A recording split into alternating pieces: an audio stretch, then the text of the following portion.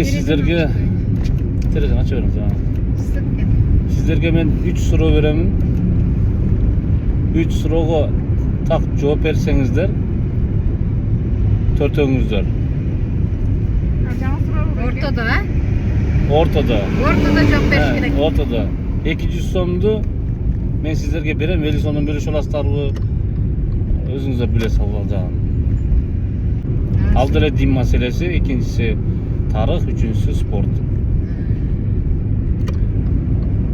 Баштай берейин анда. Биринчи суроодан. Биринчи спорттон баштайын, Голландиялык чабуулчу Денис Беркам деген оюнчу Англиянын Арсенал клубунда ойногон. Ал башка сапарларга барса, эмне үчүн алыс болсо дагы автобус, поездар менен барган. Аябай алыс сапар. Сапар алыс. Сапарга эмне үчүн биз эмне менен барабыз? Алыс сапар боло турабыз. Биз ал автобус менен болсо, ошол поезд менен барган да. Самолеттон коркобуз, учкандан коркобуз. Билбейм, аны кеңешип коюңуздар. Ал кеңешип, Голландиялык чабуулчу Денис Беркам деген футболист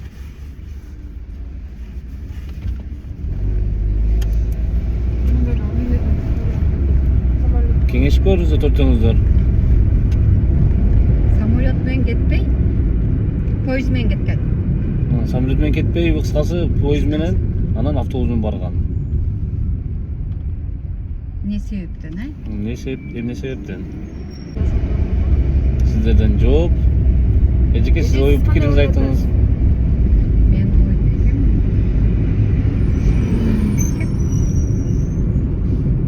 Жок, мен логикалык суроо да бул, мен бирок айтып койдум. Сонун мен Уже айтып эле койдум да, айтып эле койдуңар, а? Өзү спорт. Өзү спорт. Өзүнүн жанын кыйнап барды, эмне болду? Ушундай го. Спортко өзү негизи жаны кыйнап баш керек да, любой нерсеге. Анда аяка барганда кыйналып калбайбы? Бирок ооба, бир учурда ушундай болушу да мүмкүн. Себеп барган бир, мисалы, эртең футбол болсо, бүгүн барбайт да алар. Бир жума мурда барышат, ошол жерге немеге көнүшөт. Аба ырайга көнүшөт. Ошол жерден аба ырайына көнүп, анан неме кылышат. Себеп бирөөнүн ичи өтүп кетиши мүмкүн, аба алгапчы, ошондой сыяктуу, ошонун эсебин алып туруп, бир жума мурда барышат булар. Эртерээк барып туруп, анан машыгууну башташат да. Эмне үчүн ал поезд менен болсо автобус менен барган? Может. Уже расчет. Ар дайым десеңиз, а? Ар дайым бекер болгон бул дейсиз.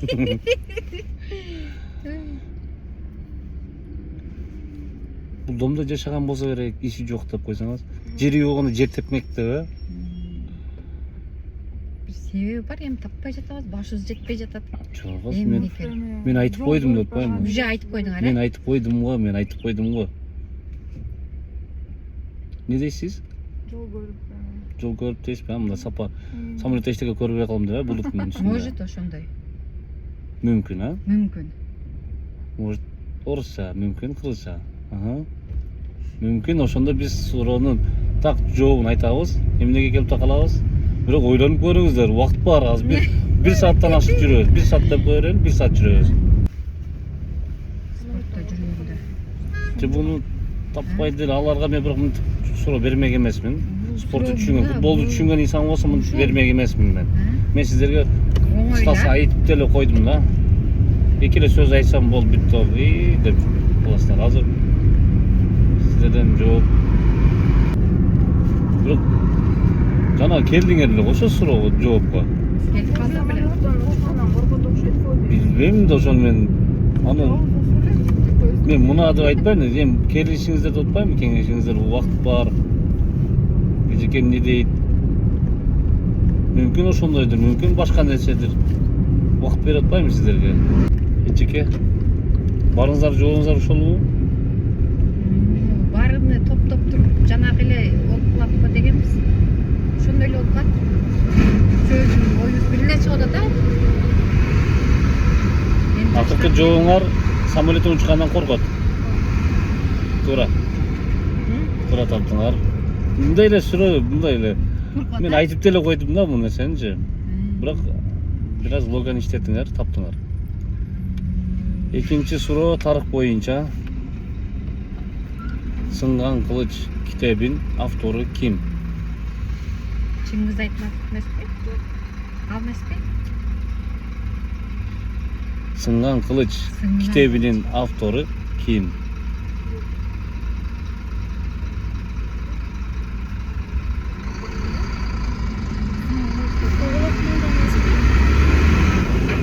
Жок, аны өзүңүздөр сүйлөшүңүздөр. Мен бир дей албаймын.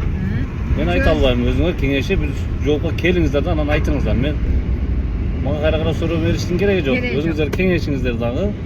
Болду, ошо бир чечимге келиңиздер.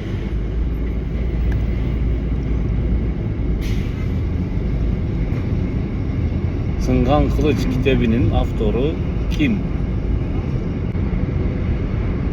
Сиздер өзүңүздөр менен кеңешпей атасыздар го? Эмнеге мындай? Ойлонуп атат да кыздар.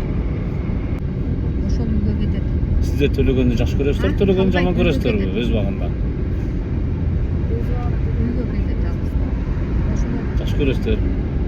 Мен ошол жака карап багыт адамдын аты камтылган ушул жерде.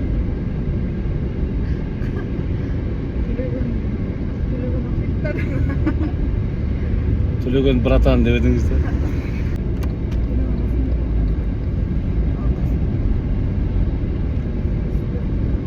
Ошондой инсандар барбы?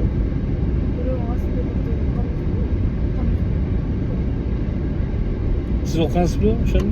Айтып атпайсыз, Төлөгөн ким дедиңиз? Касымбаев дедиңизби? Кийинки бир айткан сөзүңөр дагы ошого жакын келди бирокчу. Фамилиясы жакын келгендир. Андан кийин дагы бирөөнү айттыңыздар да, анан айттыңыздар дагы, Төлөгөндөн сырткары дагы бир мен айттыңыздар да, бирок ошонун фамилиясы бирок мунага дал келет экен. Касымбек экен. Ошонун аты бунун фамилиясына дал келет экен да. Кыскасы экөөнү бириктирсеңиздер бир ат менен фамилия чыгып атат да.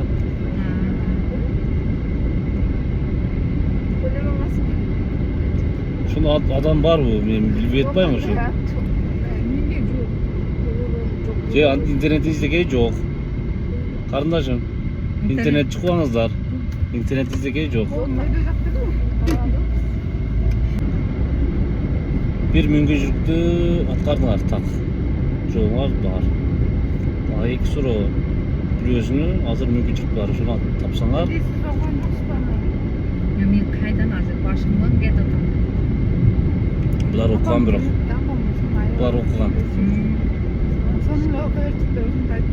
Булар окуган, чын.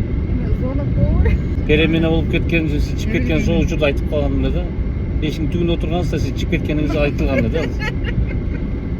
Кайра кирип сурасаңыз айтпай коюшту. Өзүң укпайт белең шашылбайды.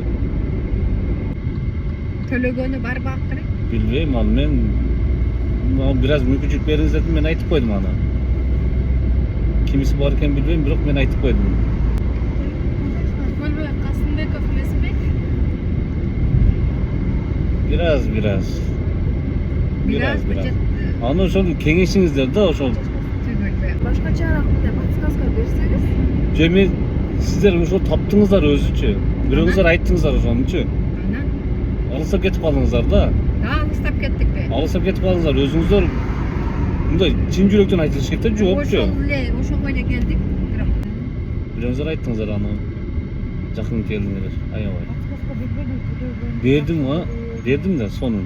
Төлөгөн анан фамилиясы. Карызымды төлөгөндү жакшы көрөм деп экен. Карындашым да бир жакын келип кетип калды да. кемеси? Мектеп окуучу карындашым. Кызыңыз болобу? Айт ошону. Жо мен тапты деген жокмун, жакын келди дедим. Кайсы бир жагынан жакын келди да, анан кетип калды да.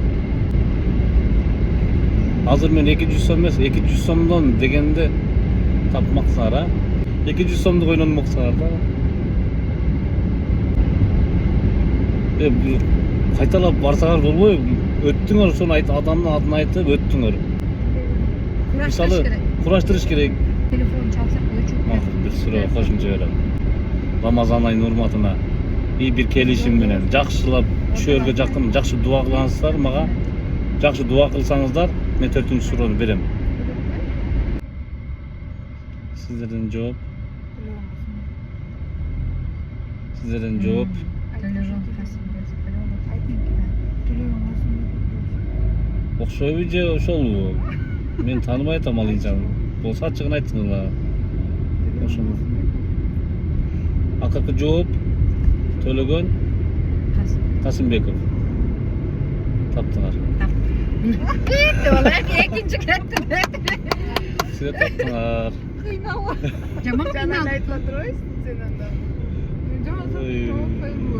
Жана сиз айтып өткөнсүз. Ким? Ал жок. Четтеги карындашым айтып өткөн.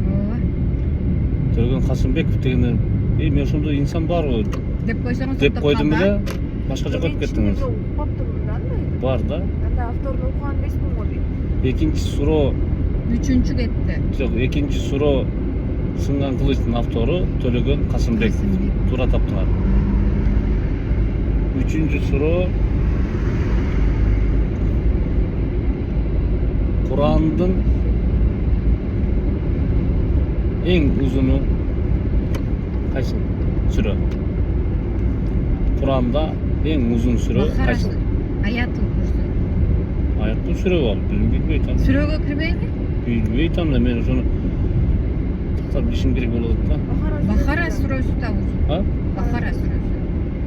Узун сүрөлөрдөн бирок сүрөлөрдү айтып коеюн кайсы сүрөлөр бар. Алимирон сүрөлөрү бар, Ясин сүрөлөрү бар, Сүрөсү да узун. Маун сүрөсү бар. Мен сиздерге ошо узун сүрөнүн жообун айтышыңыздарды мен күтүп калам.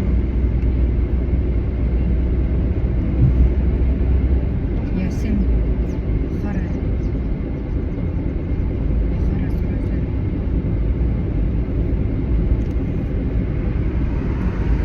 Бакара аятпы же сүрөбү? Бахара сүрөсү деп келет. Сүрөсү го. Кеңешиңиздерчи? Аятыл сүрөсү. Айттым го мен сүрөлөрдүн узундары да бар. Андан да узуну барбы? Жок, андан да узун экенин Жакындатып айтпайсың. билбейм, бирок Алимирон сүрөсү бар, узун сүрөлөрдөн. Маун сүрөсү бар, узун сүрөлөрдөн. Эми сүрөлөр көп да, эми мага анда этектей баштагандан баягы 10 сүрөлөр деп кое турушулар кыскараак. Узун сүрөлөрдөн аталышы ошондо сиздерден жооп келишиңиздер. Бул сүрө аятпы, эже айтып аткандай. Сүрө. Сүрө болгондо ошондо Куран болуп калабы? Куранга кирет да. Ошондо Бакара Куран болуп калабы? Куран болуп калабы? Сүрө деп жазылат го. Сүрө деп жазылат, ооба, ал Жазылат. сүрө, ол жүз Куран да. Куранга. Мен айтып атканым ошол. Ошондо Бакара аятпы же сүрөбү? Сүрө деп билем. Куран деп билип атасыз да ошондо сиз, Жоопту айтып коюңуз, мен билбейм азыр. Мен узун сүрөлөрдү бирок айттым. Ясин сүрөсүн билем. Кыска, Кыска, бир ал кыскараак. Ооруларга шифа Фатиха сүрөсү. Бахара сүрөсү. Болгондо Бахара сүрөсү окуп. Ошондо сиздердин жообуңуздар Бахара сүрөсү. Бакара сүрөсү. Аят эмес, бул сүрө. Туура түшүндүмбү? Чечтиңер болду, мен кабыл ала берейинби? Бахара сүрөсүн эле билет экенбиз, жакшы. Узун да, ал Бахара сүрөсү. Мен сиздердин келишип отуруңуздар укпай атам да. Болсо бир чечимге келиңиздер. Бирок кайра 3-чү, 4-чү суроону бербейм. Себебин айтам кийин. Эмнеге? 4-чү суроону бергим келбей калды, себебин айтам. 3-чү суроонун жообун айтыңыздар.